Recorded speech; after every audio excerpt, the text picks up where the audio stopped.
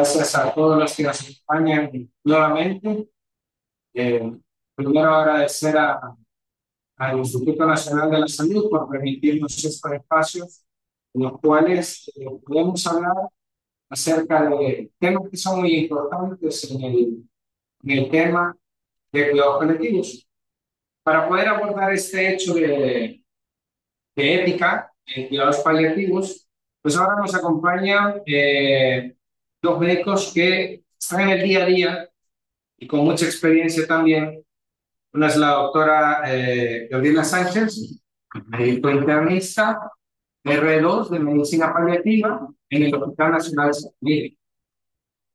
Además nos acompaña el doctor Mario López Saca, que es médico internista, eh, también paliativista, y que además es profesor de la cátedra de posgrado de Medicina Paliativa, donde se lleva el presidentado de esta misma, en el Hospital San Miguel.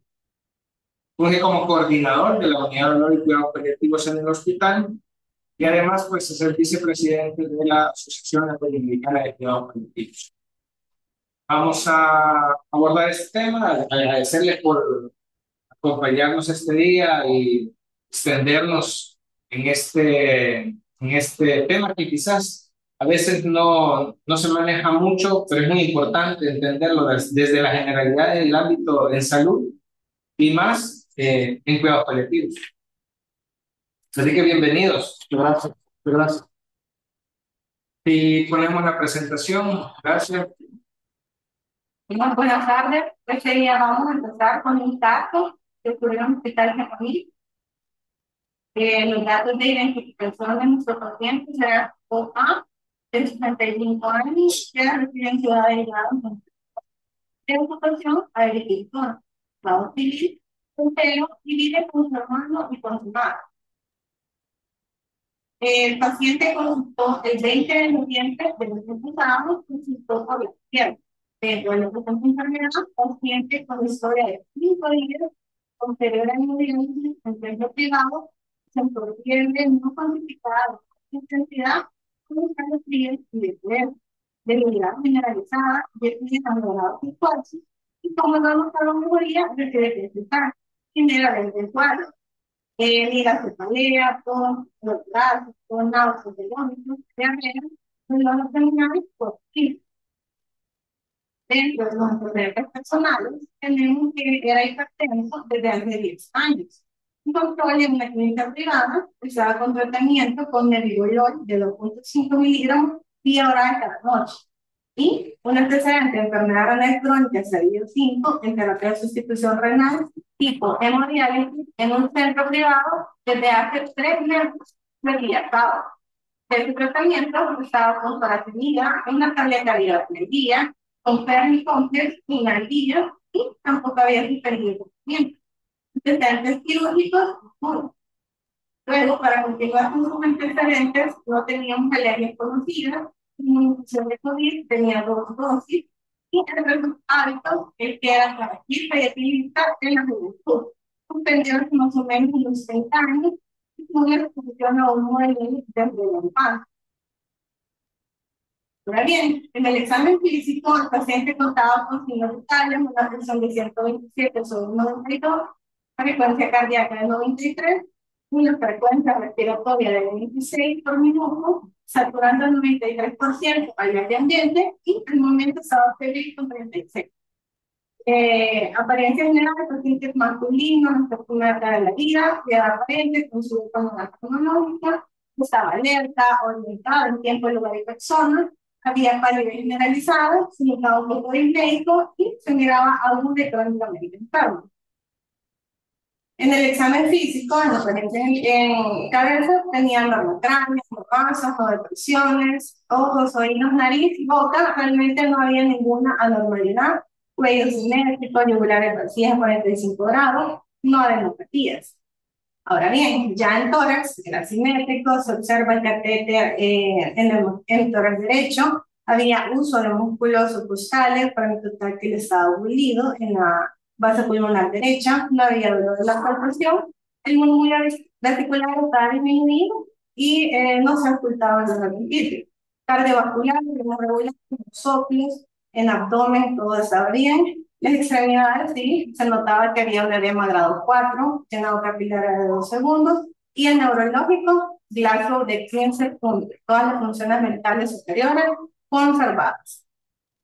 Se decidió ingresó en medicina interna con una enfermedad renal crónica, estadio 5, con sospecha de bacteremia, secundario de catéter de hemodiálisis, paciente con hipervolemia, con hipertensión arterial, y el plan fue diuréticos, exámenes, rayos X de tórax y tomar cultivos. Dentro de los exámenes de laboratorio teníamos un hemograma de 10 gramos sobre decilitros, unos glóbulos blancos de 11.000 con neutrófilos del 97%, plaquetas 96.000, una albúmina de 5, un calcio de 8, una creatinina de 9.53, un fósforo de 11, glucosa de 125, nitrógeno ureico de 140, un potasio de 4.6 y una PSR de 24, estaba elevada, y un sodio de 129. Luego acá podemos ver la radiografía, realmente está congestionado, vemos también que hay un poco de derrame pleural del lado derecho, vemos que también está el catéter de hemodiálisis en buena colocación. Sin embargo, vemos también que hay bastante congestión. Bueno, este día solicitaron evaluación por nefrología. Entonces, dentro de los problemas, una enfermedad renal crónica de hemodiálisis, ya como habíamos mencionado anteriormente, los sábados en la clínica particular, la sospecha de bacteremia, paciente en uremia e hipertensión arterial, ¿verdad? Entonces, la primera evaluación de ellos no era conocida por la especialidad. Paciente con historia de 5 días, como habíamos visto anteriormente, ¿verdad? El plan inicial que dieron fue manejo médico, no nefrotóxicos, entre estos AINES, aminoglucósidos, materiales contrastes. Ajustar los medicamentos según la tasa de filtrado glomerular, llevar un balance hídrico estricto, diuresis horarias y la hidratación según el balance, teniendo cuidado siempre de no sobrehidratar y exámenes seriados. También dejar tomar un PSA y una ultrasonografía prostática y valorar el uso de antibióticos por la sospecha de la bacteremia. Y furosemida intravenosa cada 6 horas. Ahora bien, el siguiente día, el 21, vuelve nuevamente en nefrología a evaluarlo y ese día el paciente ya está con oxígeno suplementario por cánula nasal, no había vasopresores y siempre se miraba aguda y crónicamente enfermo. Luego dice que paciente en pleno uso de sus facultades mentales, quien decide que ya no quiere continuar con terapia de reemplazo, en este caso hemodiálisis. Además, en caso de ser necesario, ventilación mecánica invasiva tampoco desea dicho procedimiento, por lo que firma consentimiento informado. Sin embargo, se habla con los familiares y ellos sí desean que continúe con la terapia de sustitución renal, además de ser necesario ventilación y RSP. Entonces, nefrología sugiere parte del manejo médico que ya habían establecido, realizar una interconsulta con cuidados paliativos, la cual fue efectiva hasta el 23, 2 días después de la evaluación de ellos, como enfermedad renal crónica, paciente con hipertensión, paciente quien lleva controles ya en clínica privada, se hacen las sesiones de hemodiálisis, refiere que ya la realizaron y que espera 8 días para la siguiente. Al momento no quiere que se la realicen porque no siente que la resista. De hecho, desde su primera evaluación había quedado con esa sensación.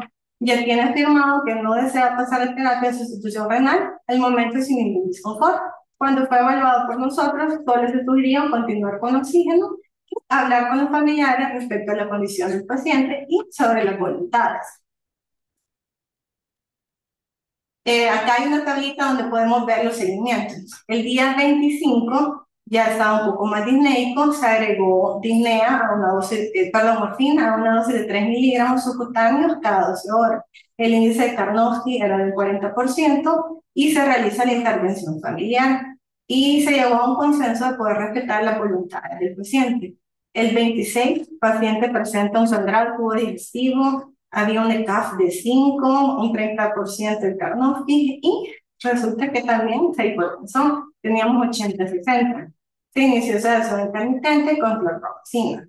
Y el 27 ya la presión fue disminuyendo, el ECAF había disminuido también por la clorpromazina, el Karnofsky era del 20% y el paciente, ¿sí?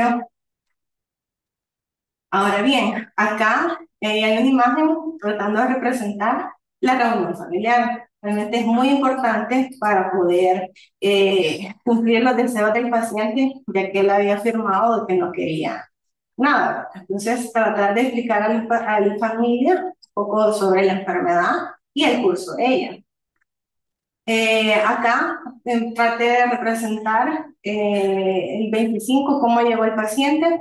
Teníamos un ECAF de 1, luego el 26 que ya presentó el sangrado tubo digestivo, vimos que se elevó y ya al tener medidas, ya el ECAF disminuyó, ¿verdad? Esta escala se utiliza en aquellos pacientes que queramos medir el disconfort y que no pueden hablar. En este caso, el paciente estaba disnéico por el mismo sangrado, por la misma enfermedad renal, orientada en esa familia.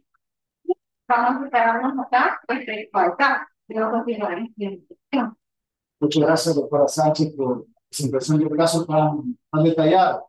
Y como veíamos en este caso, el conflicto que tuvimos era el paciente había tomado la decisión de no realizar un tratamiento de sustitución renal y la familia iba como en otra línea. Entonces, ¿cómo resolver este tipo de casos? Y ahí es donde la bioética nos da una luz para la resolución de estos dilemas que nos encontramos incluso a diario en la práctica. Bien, quería empezar con una pregunta, ¿no? Cada uno se la puede hacer. ¿Para qué nos sirve la bioética? Y quizás pueda tener muchos comentarios, pero creo que es importante tener estos conocimientos para de alguna manera tener amueblada la cabeza. ¿Qué quiero decir con eso?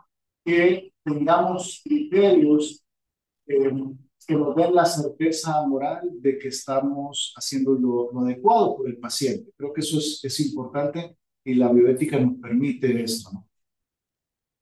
Todos los días, tanto los que hacemos cuidados paliativos en adultos y los que hacen cuidados paliativos pediátricos, nos enfrentamos a dilemas importantes y que quizás en la carrera de, de la atención clínica, el aumento de pacientes, nos detenemos muy poco a pensar y a discernir sobre qué sería lo mejor para ellos, ¿no? Y en ese sentido, la bioética nos aporta un conocimiento y un método para hacerlo. Quería recordar primero cuál es el concepto de bioética, que seguramente todos lo tienen claro, pero vale la pena volverlo a repasar, ¿no? La bioética es el estudio sistemático de la conducta humana en el ámbito de las ciencias de la vida y del cuidado de la salud, examinada a la luz de los valores morales y sus principios. De alguna manera trata de armonizar la ciencia, ¿verdad?, la clínica, con el humanismo y pone en práctica el comportamiento virtuoso del médico con el paciente o del profesional con el paciente. Pero había subrayado ahí en amarillo a la luz de los valores morales y sus principios. ¿Qué significa eso?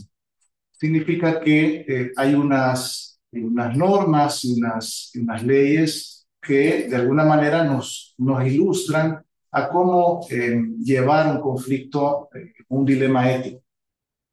¿De dónde vienen esas leyes? Esas leyes vienen de la ley principal, que es la ley moral natural, que se define como el conjunto de normas o reglas que el hombre descubre en su naturaleza y gracias a las cuales es capaz de dirigirse a un fin.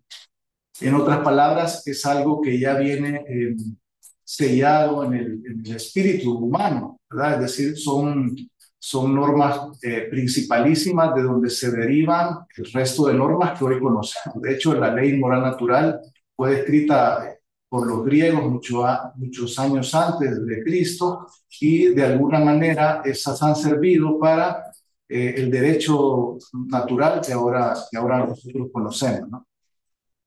Estos son unos ejemplos de esos principios o preceptos universalísimos, ¿no?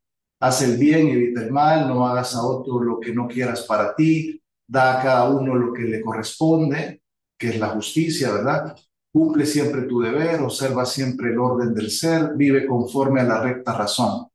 Son preceptos que no hace falta recibir una formación para darnos cuenta que son verdaderos. Y de ahí surgen el resto de preceptos que nos rigen.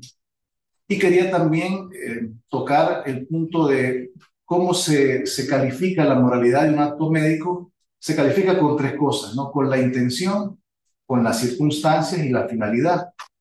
Y, y subrayo el punto dos porque las circunstancias son las condiciones en las que se lleva a cabo la acción. Ya vamos a revisar al final de la presentación cómo se resolvió el dilema ético de este caso. Y de alguna manera ahí queda reflejado el buen obrar de los profesionales de la salud. Y eso tiene que estar escrito en la historia clínica, porque no podemos contentarnos con que ya firmó el consentimiento informado. Sí, pero la familia desea otra cosa. Entonces, ¿cómo resolvemos eso? No basta solo con el consentimiento informado. El método bioético nos lleva a describir un proceso para resolver un dilema ético. Y en general, eh, digamos, todos los actos o las acciones que hace el equipo multidisciplinario de cuidados paliativos son éticos, en ese sentido, ¿no? Porque estamos alrededor de un paciente que tiene un sufrimiento y, por supuesto, toda la acción del equipo multidisciplinar va con el objetivo de aliviar ese sufrimiento. Quería traer dos bioeticistas latinoamericanos, Azucena Couceiro, que dice que el respeto por la dignidad de la persona y la aceptación de la finitud de la condición humana son dos actitudes fundamentales que orientan la práctica de la medicina paliativa.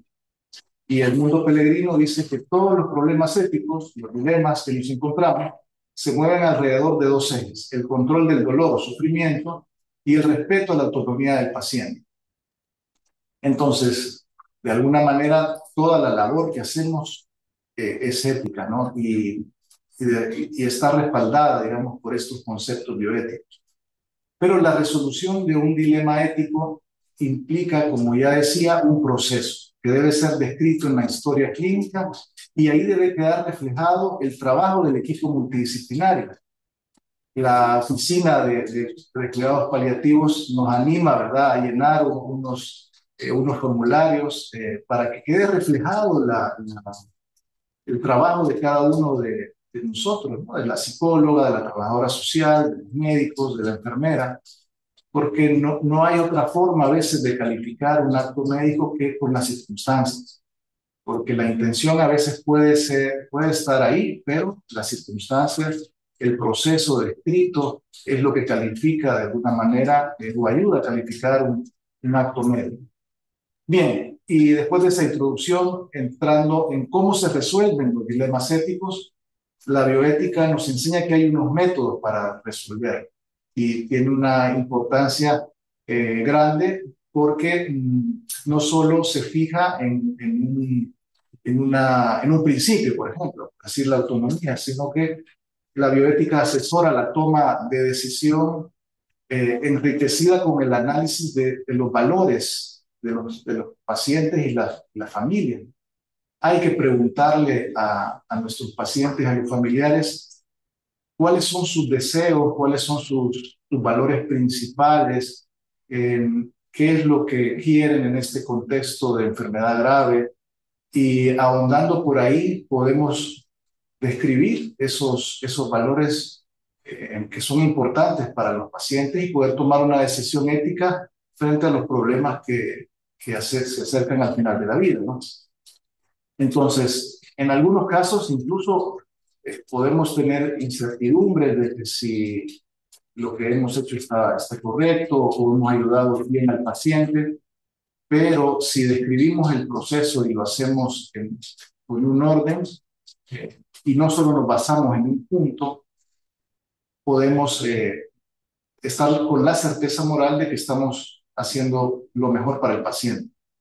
Y hay que individualizar cada caso, ¿verdad? La historia personal del paciente y su familia es importante, ¿no? Porque este paciente, yo me preguntaba ahora que la doctora Sánchez daba el caso, ¿por qué habrá decidido este paciente no ir por el tratamiento de sustitución renal? qué será qué habrá sido por qué tomó esa decisión. Es importante también tenerlo en cuenta, ¿no? Entonces, los valores, cuando no van acompañados de los hechos, son vacíos y viceversa, ¿verdad? Si los hechos van sin valores, son ciegos. Es decir, que tenemos que tomar en cuenta el querer de la familia, del paciente, y en eso pues nos va a ayudar a qué debería de hacerse y qué debe de hacerse en cada caso concreto. Bien, existen están descritos, mejor dicho, muchos métodos para solucionar un dilema ético. Vamos a hablar de 3 nada más, que creo que son los que más se acercan a nuestra realidad en cuidados paliativos. El primero es el enfoque deliberativo. Este fue descrito por un bioeticista español, Diego Gracia, que dice que la deliberación o el análisis de un caso o poner en contexto todos los factores del caso, ya sean los principios, los valores, los conflictos de valores, como las circunstancias y las consecuencias de las decisiones, y agregar además el análisis de los cursos posibles de acción, hacen que podamos llegar a una solución ética y clara, donde estemos ayudando a la persona, al paciente. Entonces, él explica que esa deliberación, ese análisis, debe hacerse en estos 4 puntos, ¿no? Primero, en las preferencias del paciente, es decir, pensar si ya él lo ha dicho verbalmente, qué es lo que quiere, si ya tenemos un documento escrito, eso ya nos ayuda, ¿no? Eso ya es el primer paso. Después hay que ver la atención clínica que se le está dando al paciente, revisar las indicaciones, ver cómo se le está manejando, si tiene una polifarmacia, reducirla, si tiene fármacos que hay que adecuar el esfuerzo de tratamiento, pues retirarlos o poner otros. También es importante analizarlo. Luego menciona que el tercer punto a deliberar es la calidad de vida del paciente. Para eso tenemos algunas escalas que nos ayudan a determinar la calidad de vida de ese paciente. Y por último, los factores no clínicos, como por ejemplo el entorno social, el entorno hospitalario también, y la situación familiar. También para eso, pues tenemos algunas escalas, como el SARI, donde podemos ver si el cuidador estaba claudicado o no, y todas esas cosas nos ayudan a tomar una decisión sobre el caso, ¿no? Y en esta deliberación no solo es el médico que participa, sino todo el equipo multidisciplinar. El otro método, y es el que en este caso nuestro ocupamos, ¿verdad? Es el enfoque principalista, ¿no? Donde están los principios ya conocidos de beneficencia, no maleficencia, autonomía, justicia, y que es importante que no haya un conflicto entre esos principios para poder dar una opinión. Digamos, este es un método bien pragmático, bien práctico, y que no solo hay que pensarlo, sino que también hay que describirlo en la historia clínica. Y por último, el tercero es el enfoque casuístico. A diferencia del enfoque principalista, digamos que las decisiones se toman a partir de casos particulares o similares. Algunos países, por ejemplo, han aprobado algunas leyes a través de un caso mediático. Entonces ocupan este enfoque casuístico. Pero también se puede ocupar teniendo la experiencia con algunos casos, cómo hemos actuado, cómo los hemos llevado. También se pueden ocupar este tipo de enfoque. Bien, y en cuanto al dilema, pues en este caso teníamos una confrontación de 2 valores, ¿verdad? La autonomía de la persona y la decisión de la familia de prolongar un poco más la vida. Entonces entraba ese conflicto y en estos casos normalmente pues con una reunión familiar, ya nos contará un poco más la doctora Sánchez, se puede llegar a un acuerdo, pero teniendo en cuenta todas estas elementos que hablábamos del enfoque deliberativo, ¿verdad? Es decir, la decisión del paciente, el análisis clínico del paciente eh, y los factores no externos al paciente, ¿no? Teniendo ese enfoque, podemos llegar con una conversación al familiar y tratar de que se llegue a un acuerdo por el beneficio del paciente.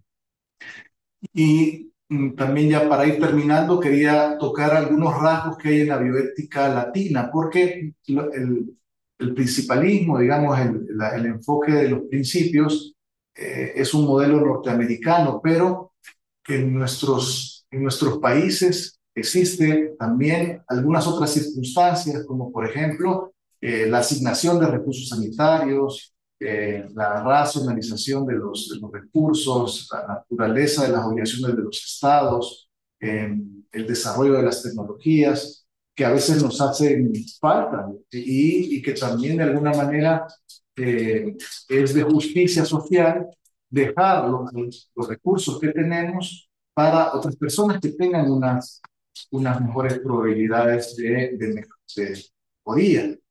Esto lo vimos mucho en el COVID, ¿verdad? Como los recursos limitados hicieron que se ocuparan para las personas con mejor pronóstico.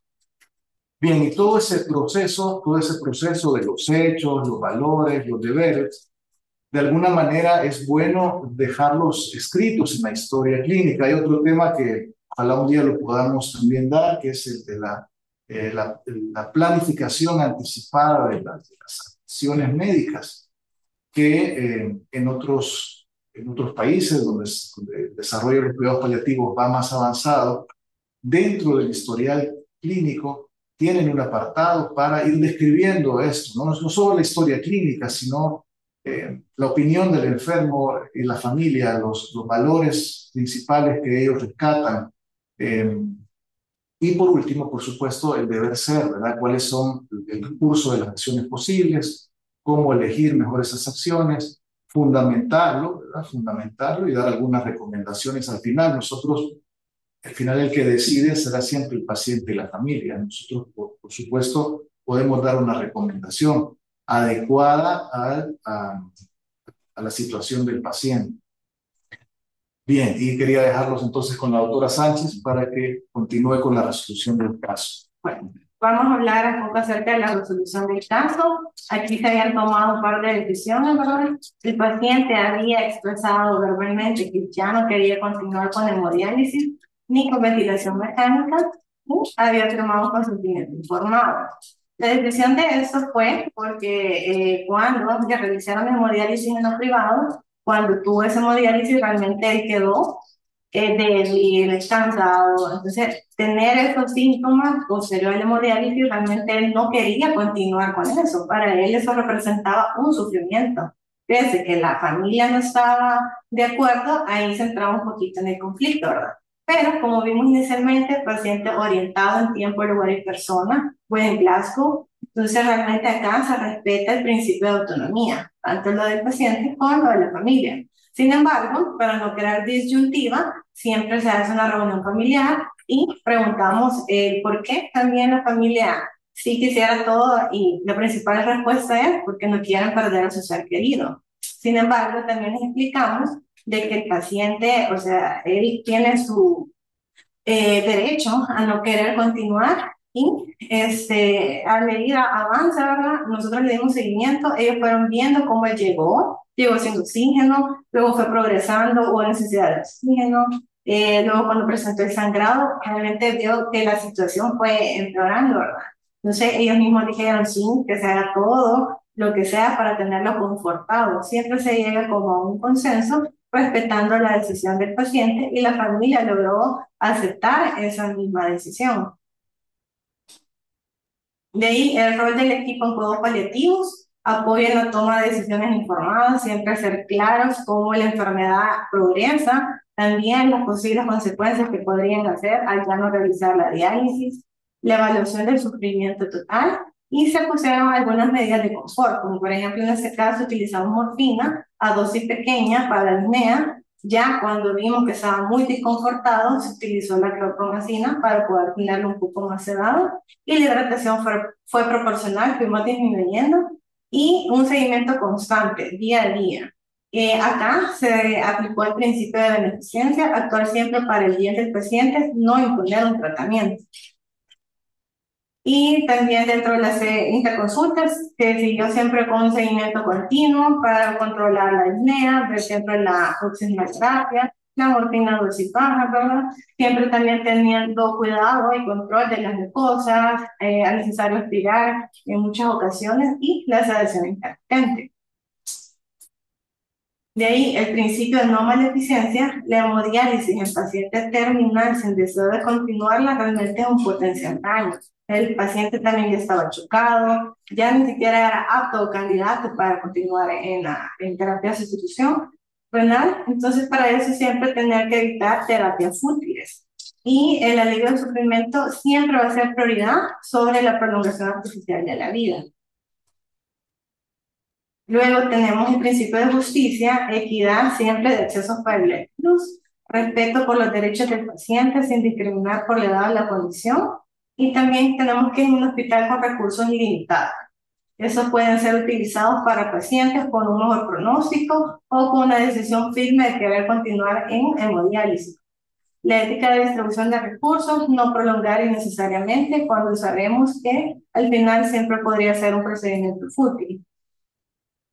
Y como conclusión, tenemos que la enfermedad renal crónica SADI-5 puede llevar a decisiones complejas en cuándo continuar o ya no una terapia de sustitución renal. El acompañamiento paliativo siempre va a permitir un cierre digno y los 4 principios bioéticos guían el actuar paliativo. La autonomía debe ser respetada ante la oposición familiar. Claro, se tiene que tratar de llegar a un consenso siempre para que la familia también, su opinión es importante.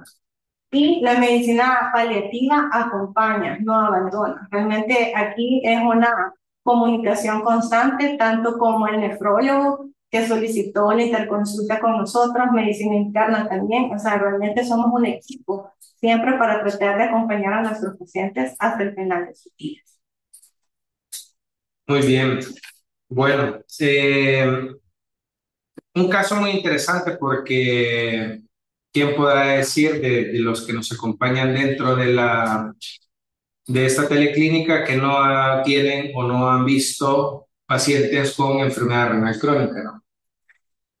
Y sabemos también la complejidad, como bien lo han descrito, que demanda la atención tanto de los pacientes y los familiares.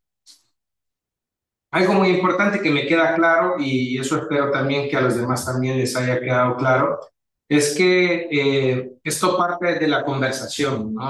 Cuando hablamos de conversar es porque ambas partes dan opinión, cada una de su campo y se confluye para poder sacar algo bueno. Pero hay que diferenciar eso cuando ya nos encontramos frente a un dilema, porque un dilema es complicado por sí y no siempre va a tener la mejor respuesta. Siempre voy a tomar una decisión en la cual va a tener un efecto al no tomar la otra decisión. Entonces, si viene siendo algo muy complicado, y quiero traer a colación una pregunta. ¿Tiene el equipo médico la obligación de seguir interviniendo si considera que dicha intervención es útil?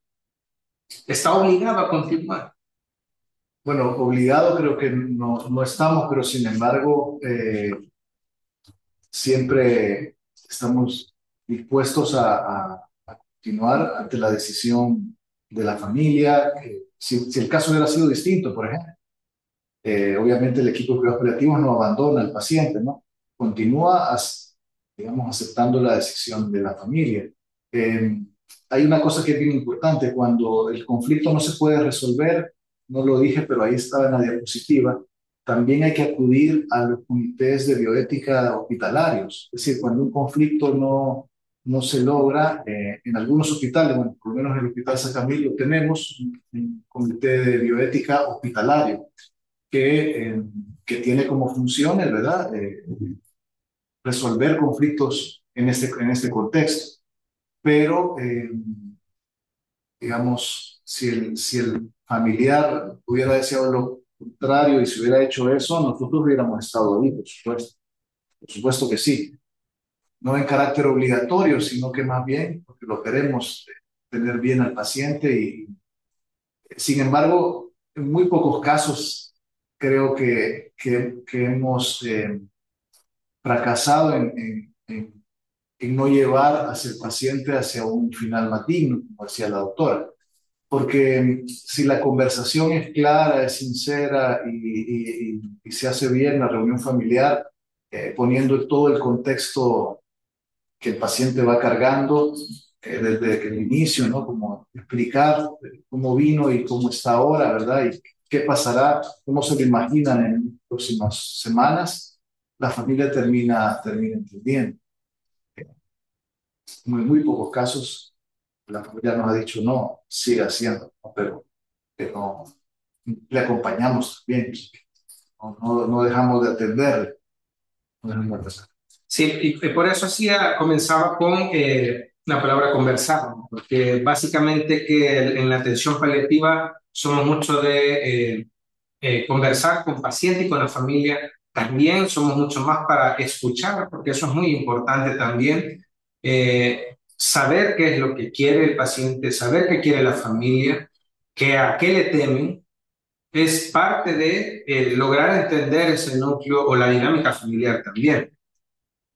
Y eso cabe mencionar que como toda la medicina ha ido avanzando, claro, se lleva esa línea de incluso llegar hasta la vida eterna, ¿no? De ser perpetuos acá.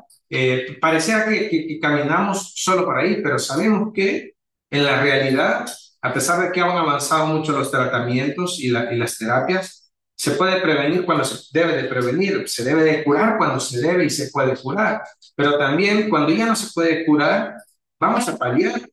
Incluso cuando la persona solo necesita acompañar, pues igual vamos a acompañar, porque eso es digamos, nuestro deber, puedo decir así, pero es parte también de este hecho de que no tenemos que abandonar a esa persona, porque es eso, una persona que está sufriendo y cayendo al sufrimiento, nadie está exento de sufrir. Absolutamente nadie, en ningún momento de la vida. Sabemos desde que nacemos que vamos a llegar a un final y entonces en ese sentido debemos de irnos preparando también, y esto lo hablo de forma personal, preparándonos en algún momento para cuando tenemos que trabajar de ese lado. Ahora, la población va cambiando bastante y estos tipos de casos a lo mejor van a ir aumentando. Vamos a ser quizás una población más vieja, con muchos más problemas, que como decía el doctor, a lo mejor vamos a tener que ir cambiando ciertas terapias, adecuar el esfuerzo con el cual se hacen los tratamientos o los diagnósticos incluso, para poder ir entendiendo que la persona tiene mucho más que solamente una queja física. Y eso nos lleva a situaciones que son complejas, como el caso de ahora.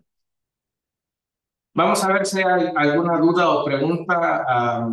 Acá solo saludos. Veo que están conectados desde ISRI, que es algo muy bueno, Chalatenango, también desde el equipo de Sacamil. Muy bien, que está José Luz también. Es un tema muy importante, ¿no?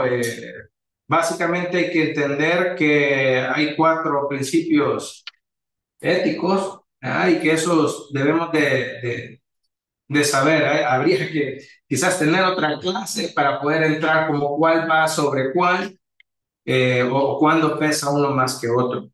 Pero sí, quizás queda como tarea para poder darle ampliación en la lectura profesional, personal, a estos casos éticos. No sé si hay dudas o preguntas, también podrían abrir el micrófono si quieren hacer alguna consulta acerca de este tema.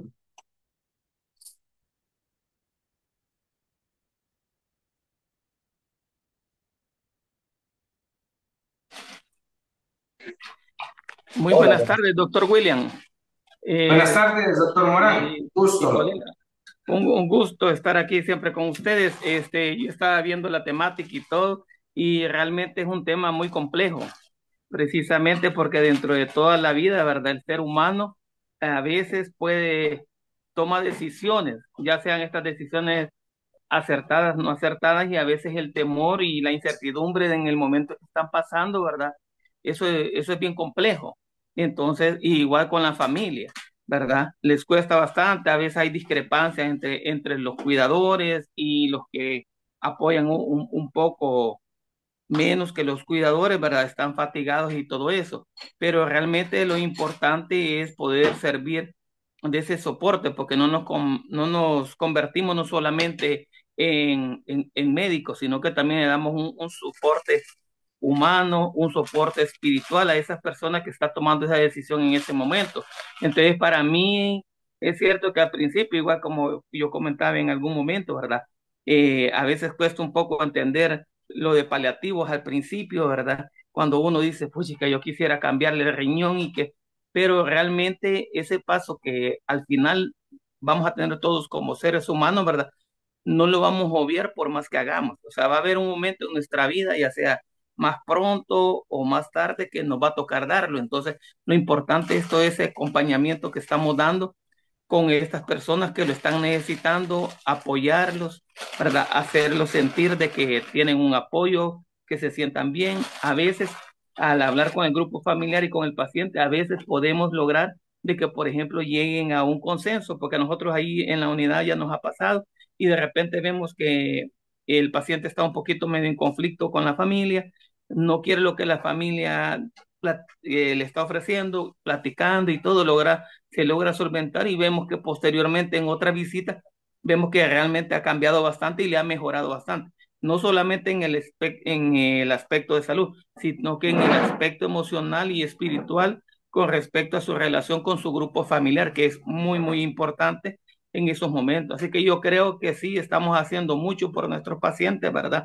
Y pues es una gran labor y una labor este, que no tiene ni precio ni tiene nombre, ¿verdad? Para poder ayudar en esos momentos, porque la mayor parte de nuestros pacientes se han sentido abandonados en algún momento cuando están en esos momentos críticos, William. Así que gracias por la ponencia, ¿verdad? Siempre vamos a estar ahí apoyando, ¿verdad? Y echándole ganas para poder dar nuestro mejor aporte en lo que es cuidados paliativos. Muchas gracias por Muchas su gracias, doctor. comentario. Adelante. No, muchas gracias por lo que ha comentado. La verdad es que ya lo decíamos en la presentación, ¿verdad? Todos los actos que hacemos en cuidados paliativos pues tienen un componente ético, porque al final estamos tratando de evitar el sufrimiento de las personas. Muy bien, parece que alguien había levantado la mano, puede abrir el micrófono si gusta. hola, buenas tardes. Adelante, Giovanni. Muchas gracias. Quiero agradecer la ponencia y un saludo a todos. Algo que de veras quiero hacer notar es que el hecho de que en la presentación la doctora nos haya puesto qué parte de los principios atendieron con ese paciente en cuanto a, vimos el principio reflejado en cada acción, me deja mucho más claro que realmente sí estamos haciendo mucho de eso y que es importante que a la hora que estarlo haciendo tener como ya después de esta temática, claro de que lo estamos haciendo y que en algún momento tenemos que dejarlo de alguna forma reflejado en el expediente clínico desde el punto de vista ético en una revisión, ¿verdad? Así que de veras agradezco mucho esa parte que me ha dejado muy claro hoy que así va la situación y que me deja pues mucho más claro eso. Así que agradezco mucho. Gracias.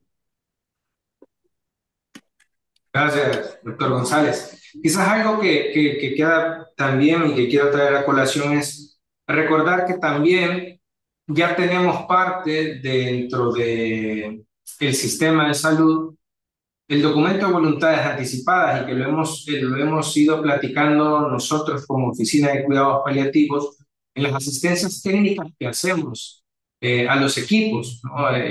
Aquel proceso que antes de llegar a la planificación compartida de los cuidados es el proceso, es la planificación compartida de los cuidados.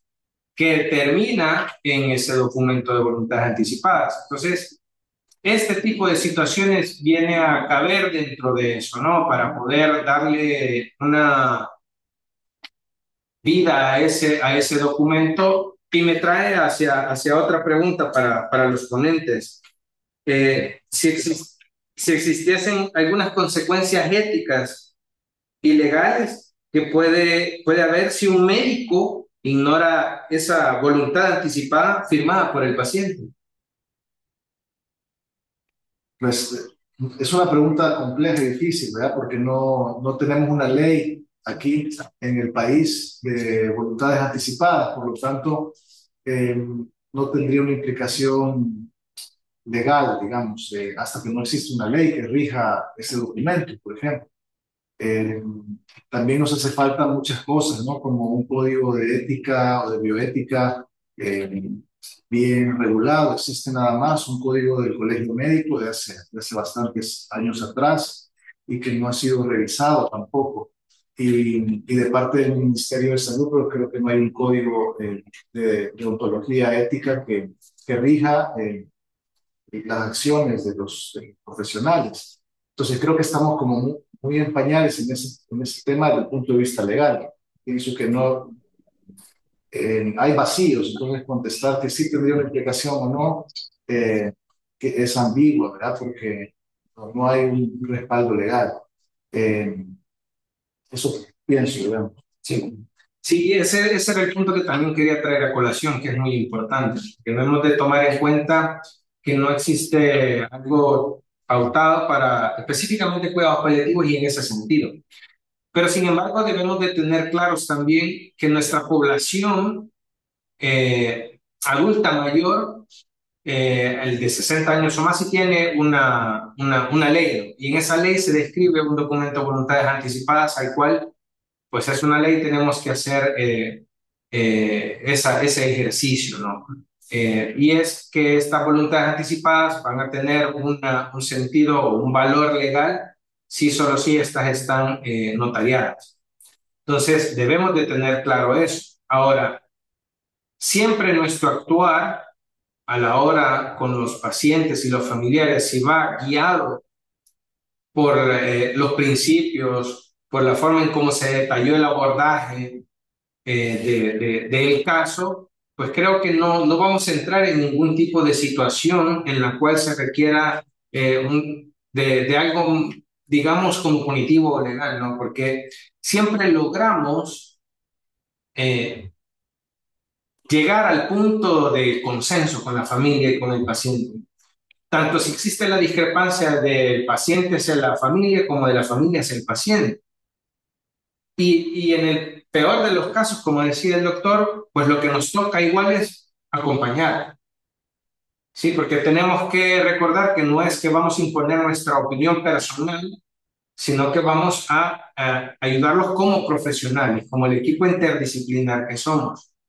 Entonces, cabe traer a colación eso, tomar en cuenta la opinión de todos los del equipo es muy importante también, porque así de complejos son los casos, no vamos a poder resolverlos solos.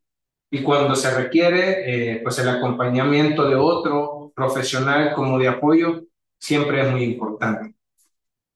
Vamos a leer una de las preguntas. Dice, buenas tardes. ¿Cada No cuánto tiempo cuestionaron porque yo ha pasé todo hablado? el año pasado, el mes de abril y mayo en capacitación. Y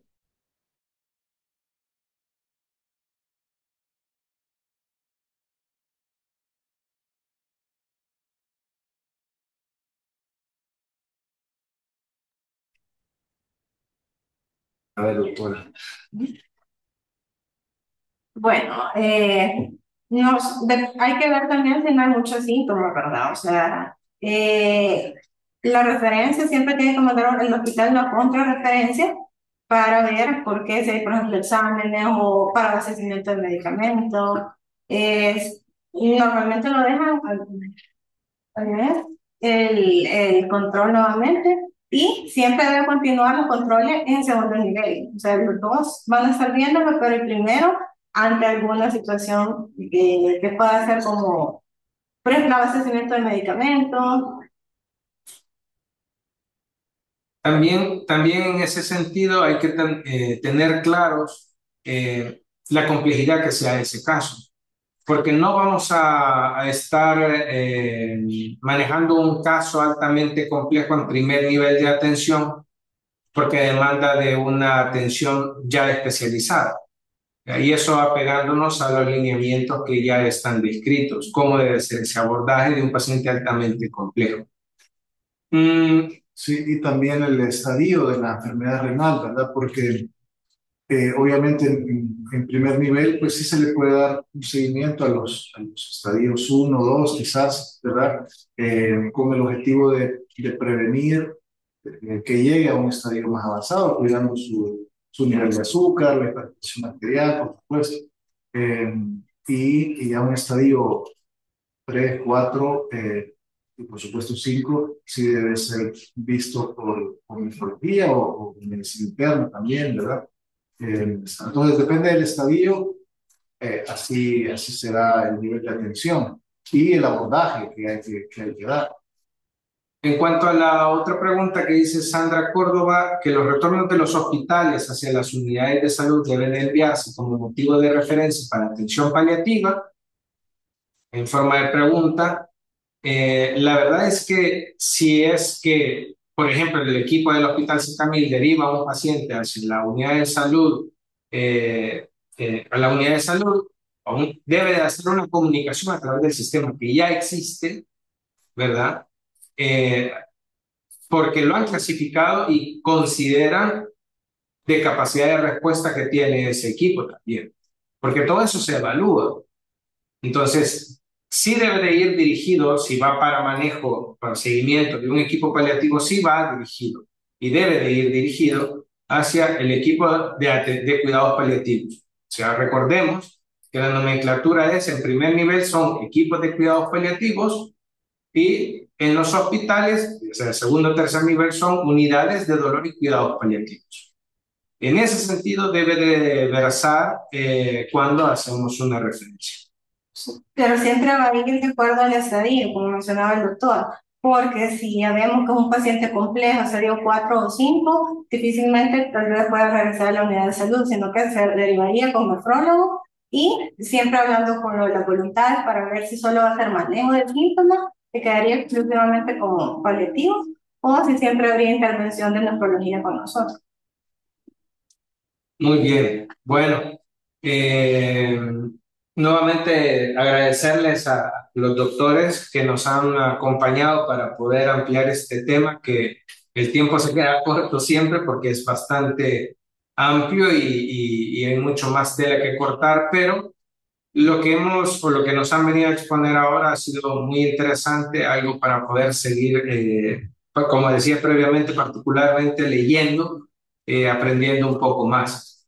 Agradezco también al Instituto Nacional de la Salud y al proyecto ECO por darnos este espacio para tocar temas como el que hemos hablado ahora, poder llegar hasta Chalatenango, por ejemplo, con este tipo de casos y poder exponer las diferentes experiencias que tienen cada equipo de los hospitales que se enfrentan mucho más a estos casos que son complejos y saber cómo tomar esas decisiones. Ahora les pido a todos, de favor, si pueden, creo que María José tiene levantada la mano, no sé si quiere opinar. Sí, gracias. Saludos a Adelante. todos.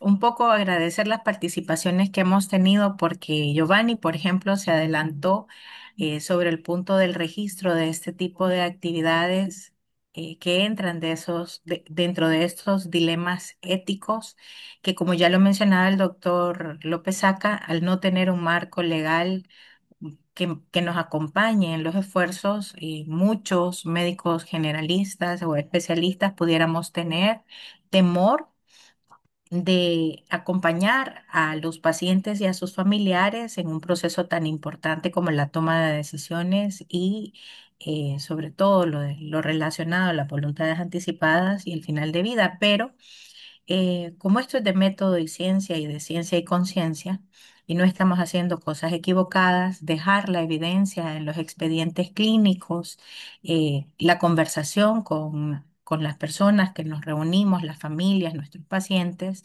desde todas las profesiones que coincidimos en la atención.